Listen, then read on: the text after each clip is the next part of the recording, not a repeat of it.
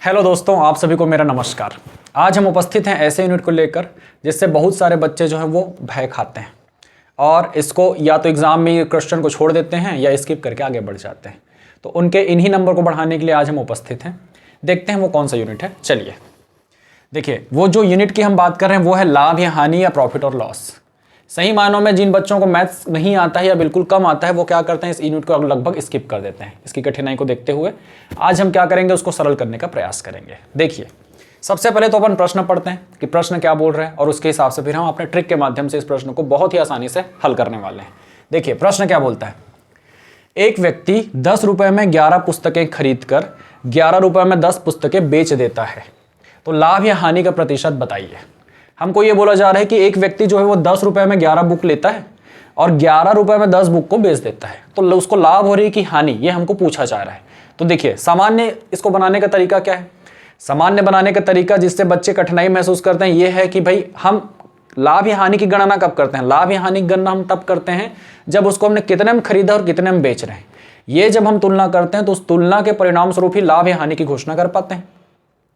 अभी क्या करना है आपको, ये इन तुलनाओं से अलग हटकर मैं आपको जो तरीका बताऊंगा वो आप यूज कीजिए और अपनी कठिनाइयों को दूर कीजिए। देखिए हमको क्या बोल रहे हैं भाई, इस प्रश्न में हमको अभी क्रय विक्रय निकालने की बिल्कुल जरूरत नहीं है। हम क्या करेंगे, प्रश्न को पढ़ेंगे और प्रश्न के जितने अंक हैं उसको जैसे वो प्रश्न के क्रम में है वैसे ही उसको बाहर निकाल के रख देंगे। बस इतना काम सबसे पहले अपने करना है। मैंने क्या बोला भाई, तो भाई प्रश्न के जो अंक हैं, जो सीक्वेंस में जैसे सीक्वेंस में प्रश्न में आए हैं उसी सीक्वेंस में उसको निकाल के हम बाहर रख देंगे। तो बाहर कैसे रखेंगे, देखिए एक व्यक्ति, पहला सीक्वेंस क्या आया है 10 आया तो हमने ये 10 रख दिया। उसके बाद क्या आया है 11 तो हमने ये 11 लिख दिया। उसके बाद फिर से क्या आया है 11 तो ये फिर से 11 और उसके बाद ये क्या आया है 10 तो ये 10। अब हमने क्या किया, हमने कुछ नहीं किया भाई, प्रश्न में जैसे सीक्वेंस में जो अंक बताए गए हैं उन्हीं अंक को हमने ऐसा बाहर निकाल दिया। और हमको देखिए, अभी हमको क्रय और विक्रय निकालने की बिल्कुल जरूरत नहीं है। हम क्या करेंगे, अब हमको क्या पता करना है, लाभ या हानि पता करना है।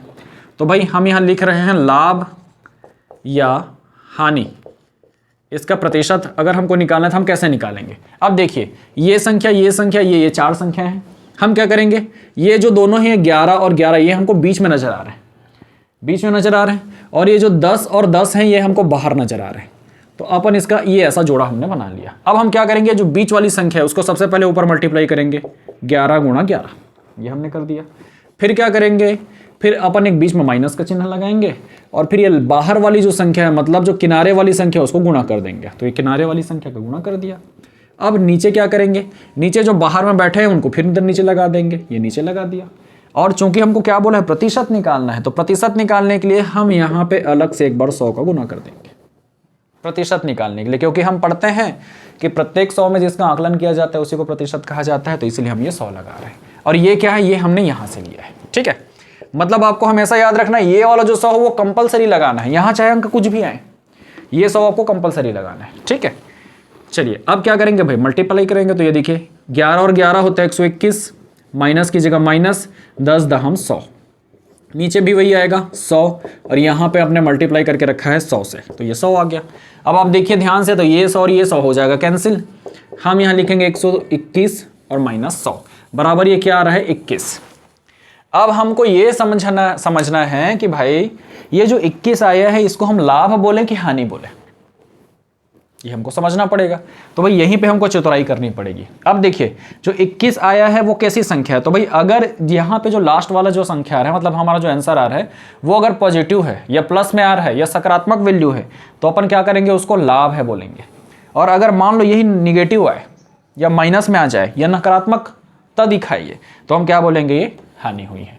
अभी तो देखिए ये प्लस में आया हुआ है तो इसलिए हम इसको क्या बोलेंगे, ये 21% और ये इसको हम लाभ बोलेंगे। मतलब इस प्रश्न में हमको क्या हुआ है, लाभ हुआ, ये अपने को हानि नहीं हुई।